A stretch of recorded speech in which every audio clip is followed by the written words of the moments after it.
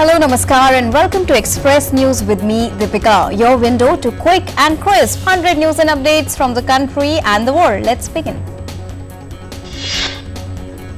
Himachal Pradesh has emerged as a champion as it became the first state to vaccinate 100% population of its eligible population with the first dose and one-third of the population with the second dose, says Prime Minister Modi during interaction with healthcare workers in Himachal Pradesh. Prime Minister Modi says amid COVID-19 pandemic, Himachal Pradesh has become one of the favorite destinations among youngsters for work from home. Prime Minister adds that recently notified drone rules can usher big change in Himachal Pradesh. BJP today criticized Congress leader Rahul Gandhi for tweeting an old photo and describing it as a present one. Speaking to reporters in Delhi, BJP spokesperson Sambit Patra said that Congress's Rahul Gandhi is a political cuckoo while targeting him for spreading fake news via photographs on social media. Sambit Patra also emphasized how under the leadership of Prime Minister Narendra Modi, many states like Himachal Pradesh and Daman have achieved the target of 100% vaccination. Sambit Patra further said that due to the strong leadership and hard work of Prime Minister Narendra Modi, he stands at 70% and that Modi's approval ratings are the highest in the US-based global leader approval ratings. Prime Minister Narendra Modi will address the inaugural conclave of SHIKSHAK PARV at 11 a.m. on Tuesday through video conferencing. Prime Minister will launch multiple key initiatives in the education sector to encourage innovative practices and improve quality education in schools across the country. Union Minister for Women and Child Development Smriti Irani met pregnant women, lactating women, mothers, infants and NGOs working in the field of malnutrition in Dharavi, Mumbai. The event was organized in the view of Poshan Ma, which is observed aiming at alienating malnutrition and ensure healthy bones of mothers and kids. President Ramnath Kovind today presented the President's colours to the Indian Naval Aviation at a ceremonial parade held at the INS HANSA base near Panaji in Goa. The President was given the Guard of Honour by the Indian Navy in Goa. Speaking at the event, the President said today was a momentous event in the history of naval aviation as it completes 68 glorious years in the service of the nation. The President also said that the India's naval aviation has contributed to numerous humanitarian assistance and disaster relief cooperation. The President said with missions like Samudra Setu and Mission Sagar, the Navy was a key instrument to India's COVID outreach, delivering assistance and support to its maritime neighbours and partners in the Indian Ocean. A 6-member central team has reached Bihar and is visiting flood-affected areas of the state. Flood situation has somewhat eased in the 15 flood-hit districts of North Bihar as the water discharge has reduced from Kosi and Gandak barrages. However, 1,652 villages are still facing the wrath of the flood. Assam witnesses significant changes in flood scenario as overall statistics show improvement. Number of affected people has come down to 1,18,394 in 646 submerged villages under 34 revenue circles across 14 districts.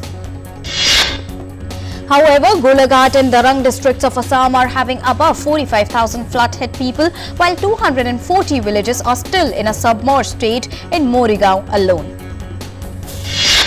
A virtual review meeting on the implementation of special livestock sector packages and schemes with all the states and union territories ministers was held on Monday. The meeting was chaired by Minister of Fisheries, Animal Husbandry and Dairying Purushottam Rupala.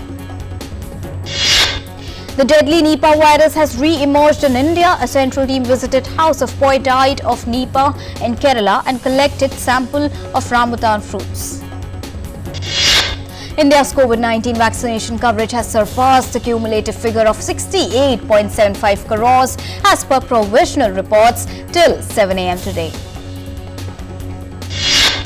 The recovery of 43,903 patients in the last 24 hours has increased the cumulative tally of recovered patients to 3,21,81,995.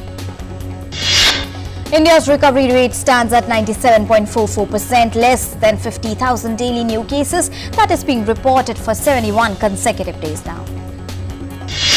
38,948 new cases were reported in the last 24 hours. Active case load is presently 4,04,874. Active cases presently constitute 1.23% of the country's total positive cases. 14,10,649 tests conducted in last 24 hours. India has so far conducted over 53.14 crore cumulative tests.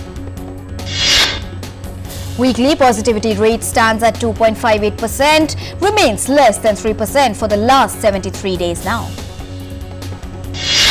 The daily positivity rate stands at 2.76%. The daily positivity rate has remained below 3% for last 7 days and below 5% for last 91 consecutive days. More than 5.08 crore balance and unutilized vaccine doses still available with states and union territories, with more than 1.44 crore doses in pipeline. Haryana government has extended the restrictions in the state to curb COVID-19 for 14 days till September 20th. Karnataka schools reopened today for the students of classes 6th to 8th. The government of Karnataka had already reopened the schools for students of classes 9th to 12th in districts where the COVID-19 positivity rate was less than 2%. The 30-share Sensex on Monday surged 166.96 points to end at lifetime high of 58,296.91. The 50-share Nifty also rose by 54.20 points to record 17,377.80. The prices of gold fell by 99 rupees on the MCX to end at 47,425 rupees per 10 gram. Silver prices, on the other hand, rose by 76 rupees on the MCX to end at 65,285 rupees per kilogram. The Indian rupee on Monday dropped 8 paise to close at 73.10 against the US dollar. International oil benchmark Brent crude rose 0.80% to USD 72.03 per barrel. Fuel prices remain unchanged across the metro cities on Monday, a day after rates were cut. In Delhi, petrol currently costs 101.19 rupees per litre, while diesel is priced at 88.62 rupees per litre. Atal Pension Yojana has emerged as the most popular social security scheme under the national pension system, with over 2.8 crore subscribers, mainly from the non-metro centres. Out of 4.2 crore NPS subscribers, over 2.8 crore opted for the APY at the end of 2020-21, says the annual report of the NPS Trust. The state government scheme ranks second with 11% share, while the central autonomous bodies continue to account for the least number of subscribers of NPS with a share of 1%. Foreign investors pumped in nearly 16,500 crore rupees in Indian capital markets in August. In the first 3 trading sessions of September, overseas investors have pumped in 7,768 crore rupees in the Indian markets. The battle against COVID-19 continues. So far, more than 22.16 crore people have been infected with the virus. Over 19.81 crore patients have recovered till date worldwide. The deadly virus has claimed the lives of more than 45.82 lakh people. The United States is witnessing a spike in the new daily COVID-19 cases due to the Delta variant of the virus. More than 4.08 crore people in the country have tested positive for COVID-19, while over 6.66 lakh lives have been lost in the US due to the virus. Schools in Bangladesh will reopen from September 12th after remaining closed for 18 months due to the COVID-19 pandemic. COVID-19 situation continues to remain grim in Russia as the country's coronavirus cases tally hit 7 million on Sunday.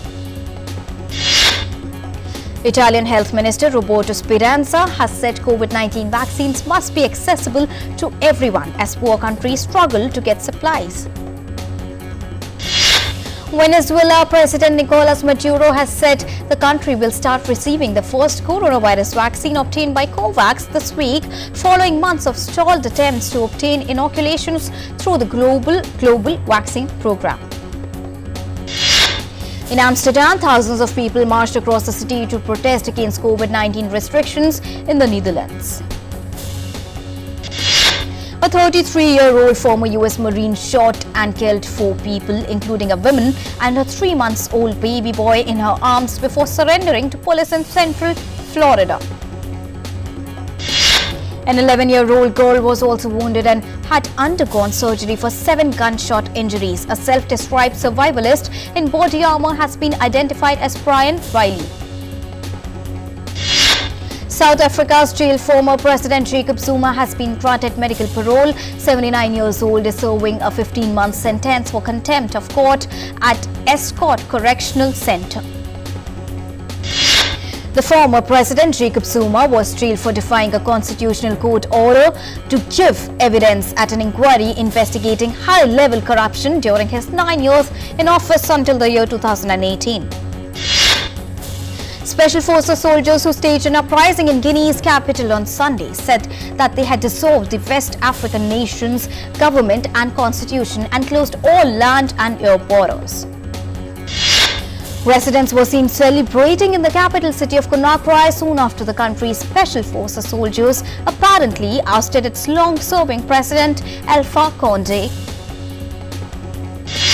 In the United States, many Louisiana residents are still struggling days after Hurricane Ida slammed the state as they try to rebuild and move on amid widespread flooding, heat and continued power outages. The current death toll from the hurricane in Louisiana now stands at 11. A private dive team will try to locate the source of a suspected oil spill that appeared in the Gulf of Mexico after Hurricane Ida wreaked havoc in the regions this week. U.S. National Oceanic and Atmospheric Administration satellite images first showed a miles-long brownish-black slick spreading in coastal waters near Louisiana, which appeared to show the slick drifting more than a dozen miles along the Gulf coast. In Brazil, thick smoke billowed above the Amazon jungle as fire tore through the butchered rainforest and discarded trees. According to the government data, fires ramped up in the Brazilian rainforest in August, well above the historic average for the 3rd consecutive year. Brazil's National Space Research Agency satellites have registered over 28,000 fires in the Brazilian Amazon in August this year, which is a decline of 4% compared to the same month in 2020. As part of India's ongoing chairship of BRICS in 2021, Prime Minister Narendra Modi will chair the 13th BRICS Summit on 9th of September 2021 in virtual format. This is the second time Prime Minister Narendra Modi will be chairing the BRICS Summit. The theme for the summit is BRICS at 15, Intra-BRICS Cooperation for Continuity, Consolidation and Consensus. India had outlined 4 priority areas for its chairship. 10 bulls charged through the streets of Vilasika de la Sagra on Sunday in pursuit of hundreds of runners as the first bull running fiesta was held in Spain since the start of the COVID-19 pandemic. Nobody was injured during the first run in the village of 1,700 inhabitants, which is 65 kilometers south of Madrid. In order to comply with health restrictions, up to 900 runners are allowed to race against the bulls each day during the festival between 5th to 12th of September, while the crowd was limited to 1,300 people per run. The sky over the Spanish city of Valencia was lit by fireworks and a giant sculpture of a nurse was set on fire in a spectacle marking the end of Las Fallas festival on Sunday night. The 5-day festival, which traditionally held in March, was cancelled last year as the COVID-19 pandemic struck Spain. Mask wearing was still in effect for the festivities along with a 1 a.m. curfew. Bolivian pedestrians reclaimed the streets of their capital city on Sunday as the Andean country celebrated the pedestrians and cyclists by banning all vehicles from roads. In La Paz, the city's normally congested streets and thoroughfares were cleared of cars and turned into a playground for street artists, performers and various sports activities. Americans in Santiago and Myrtle Beach, South Carolina marked the end of summer by hitting the beach over the Labor Day holiday weekend. Labor Day weekend, the traditional end of the US summer season, was pegged as the moment when the economy would finally transition out of the pandemic slump, with private sector jobs and wages replacing unemployment benefits. 1-year-old Israeli twin girls who were born conjoined at the back of their heads can make eye contact for the first time after undergoing rare separation surgery in a Beersheba clinic. The more than 12 hours operation at the Soroka Medical Center took months of preparations and involved dozens of experts from Israel and abroad. Mickey Gideon, Soroka's chief pediatric neurosurgeon, said the operation had only been carried out 20 times worldwide and this was the first in Israel. Plastic is a menace battering marine life for decades. A dead sea turtle with a plastic bag wrapped around its neck was found floating off Guanabara's Bay in Rio de Janeiro. Biologist Mario Mascatelli said he believes the bag suffocated the turtle or acted as an anchor, pulling it underwater where it drowned. Every year, hundreds of animals are killed or hurt by sewage and plastic waste in Rio de Janeiro waters. In Hong Kong, where land is at a premium and burials are expensive, pet owners can choose green burials at more than a dozen animal crematoriums, an option that Kent Luke, who runs a dog shelter, says brings compassion to their deaths. The cremations take place at a nearby animal funeral parlor, which charges him a symbolic fee. Other pet owners pay higher rates from $1,400 HK or higher for larger animals. Owners can say goodbye to their pets in a designated room. Later, they can choose to bring home the ashes or have them scattered in a garden at the funeral facility. The twin baby pandas in Francis Boisville Zoo turned 1 month old in late of August, rapidly gaining weight and growing some fur. The pandas named Fleur the Cotton and Petite Niachi are nursed by their mother Huan Hu. Born with no fur and resembling pink rats, the panda cubs are now starting to grow fluff and their black spots have become visible. Their eyes are not yet open and they are not yet crawling. Indian contingent who created history at Tokyo Paralympics with a record number of 19 medals arrived back in the country on Monday evening. The contingent was received by fans and families with a great welcome at Delhi's IGI airport. Para-table tennis player Bhavina Patel, who opened the medal tally for India at Tokyo Paralympics, was received with a very warm welcome at the airport. Bhavina Patel bagged a silver medal in para-table tennis event at the Tokyo Paralympics. Country's first IAS officer Suhas Yathiraj, who was also a district magistrate of Noida, Gautam Budh Nagar, went on to bag a silver medal in para-badminton and also received a grand welcome on his arrival at New Delhi airport on Monday. In FIFA World Cup 2022 qualifiers, England marked their return to Wembley for the first time since the Euro 2020 final heartbreak by seeing off Manaus Andorra 4-0 on Sunday to preserve their perfect World Cup qualifying record. Belgium defeated the Czech Republic by 3-0 to continue their unbeaten streak in Group E. They now have 13 points and sit comfortably at the top of the table. Germany showed their full potential as they hammered the top of the table Armenians by 6-0 to go in the first spot. With this win, Germany remains at the top of the group with 12 points. Spain bounced back from Thursday's bitter loss against Sweden as they defeated Georgia by 4-0. Jose Luis, Carlos Soler, Torres and Pablo Sarabia scored a goal each for Spain. Update from now US Open. Daniel Medvedev defeated the Brit Daniel Evans with ease with a score of 6-3, 6-4 and 6-3 behind 42 winners in just 1 hour and 43 minutes. And Diego Schwartzman was defeated by qualifier Dutchman Botic van der Zandschulp Schwartzman lost the match by 6-3, 6-4, 5-7, 5-7 and 6-1. In women's singles, number 5 seed Elina Svitolina became the first player to reach the 2021 US Open quarterfinals with a 6-3, 6-3 defeat of number 12 seed Simona Halep in 1 hour and 16 minutes. In the latest episode of Sunday Kavar on Bigg Boss OTT, host Karan Johar paid his tribute to the late actor and Bigg Boss 13th season winner Siddharth Shukla. Bollywood actor Mrunal Thakur has joined the star cast of the Hindi remake of Tamil hit Thadam. She will be acting in the upcoming film opposite the previously announced lead Aditya Roy Kapoor. Tovino Thomas on Monday announced that his long-awaited film Minnal Murali will premiere on Netflix soon. In the movie, Tovino Thomas plays Murali, a man with superhuman abilities. Actress Kangana Ranaut is all set for her release of movie Thalaiva. The actor took to Twitter on Monday to call the movie the film of her career.